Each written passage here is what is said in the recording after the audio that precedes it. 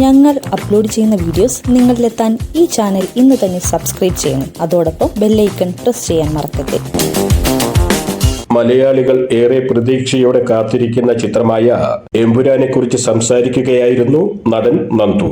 ലൂസിഫറിൽ പീതാംബരൻ എന്ന കഥാപാത്രത്തെ അവതരിപ്പിച്ച നന്ദു എമ്പുരാനിലും ഭാഗമാകുന്നുണ്ട്. ചിത്രത്തിന്റെ കഥയെക്കുറിച്ച് തനിക്ക് കൂടുതലായി ഏതൊന്നും അറിയില്ല എന്ന് നന്ദു പറഞ്ഞു. തനിക്ക് മാത്രമല്ല, ചിത്രത്തിൽ അഭിനയിച്ച പലർക്കും അതിന്റെ പൂർണ്ണകഥയും അറിയില്ല. ആകെ 4 പേർക്ക് മാത്രമേ അതെല്ലാം അറിയൂ.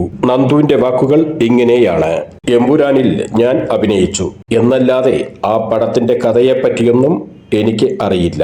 കഥ പൂർണ്ണമായും അറിയാവുന്ന 4 പേർ മാത്രമേയുള്ളൂ. ഒന്ന് പൃഥ്വിരാജ്, പുള്ളി അതിന്റെ ഡയറക്ടറാണല്ലോ.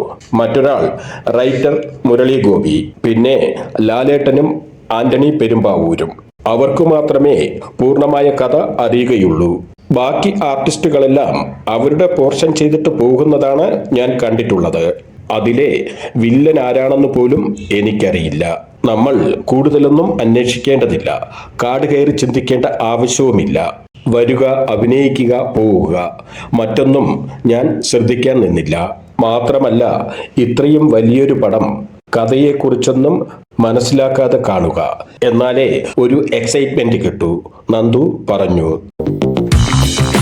ഞങ്ങൾ അപ്ലോഡ് ചെയ്യുന്ന വീഡിയോസ് നിങ്ങളിലെത്താൻ ഈ ചാനൽ ഇന്ന് തന്നെ സബ്സ്ക്രൈബ് ചെയ്യണം. അതോടൊപ്പം ബെല്ലൈക്കൺ പ്രസ് ചെയ്യാൻ മറക്കരുത്.